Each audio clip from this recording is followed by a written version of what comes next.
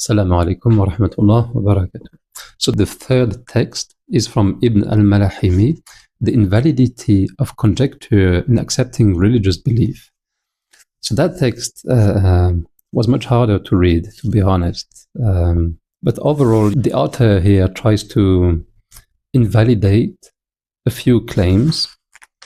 And it's typically the claim of whether you're allowed to simply imitate or simply rely on reason. So in the first part here, the author discusses responsibility, personal responsibility with respect to reason. And he claims that maybe potentially weak minds are not responsible for pondering upon the signs. Yes, but if Allah gives you the ability to ponder, to reason, it becomes an obligation on you to use that faculty. In another section, that same author discusses the invalidity of the claim that everyone disputing principles of faith is right. He is trying to say that even if people are part of an elite, intellectual elite, different people might still end up with contradicting interpretations, contradicting conclusions. So when I read that passage, I remember the hadith that said the scholar that makes investigation on a particular subject and end up with the right answer will get two rewards. The one that go through an investigation and end up with a wrong answer still get a reward because he made the effort. Meaning that you have to do your job, you have to investigate, but you can't be God. You cannot know the truth. You can only try to get as close as you can. It's like in science, as scientists, we know that the theories we have today are not perfect, but they are the best explanation given our current understanding of the world. So that's how I see a correlation between that section and modern science. The next argument is about the use of reasoning and whether reason alone, so intellectual process alone, can lead to knowledge, to truth. And he says, yes, because religion is logical.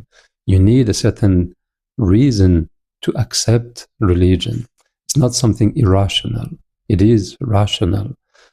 And if religion is rational, it means that your reason, your faculty, your intellectual faculty leads to a justification of religion. So it leads to truth. It's not only revelation, it's reason as well. An interesting point here in that passage is that the author takes as revelation the Quran, the Sunnah of the Prophet ﷺ, as well as consensus of the Muslim community, which I found interesting. It will come up in another text again. Then the next question that Ibn al-Malahimi deals with is whether you can rely purely on imitation, imitating scholars. And he says that imitation is not enough unless it is based itself on some type of reasoning. If you follow a scholar and if you've already built that trust in the scholar, if you know that the scholar is versed in the field he's preaching about, if you have built that trust, that already implies reasoning. You've reasoned to build that trust. As soon as trust is established, then yes, you can imitate. It's not a blind imitation anymore. So he still makes the difference between blind imitation and justified imitation.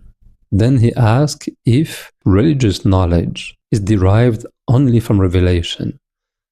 And he answers saying that primarily, yes, knowledge, religious knowledge, is from the Quran, the Sunnah, as well as the consensus of the scholars. But they all advocate, they encourage research, reasoning, contemplation of the world to justify that, yes, you might have a book of revelation, the Quran, the Sunnah, consensus, but you also have the book of the world from which you should be able to derive religious knowledge. And that's where I would put science. So if I understand here that Ibn al-Malahimi refers to study of the natural world, if that can refer to science, even modern science, then it means that modern science should lead to religious knowledge as well. That's something to explore further, inshallah. Assalamu alaikum wa rahmatullahi wa barakatuh.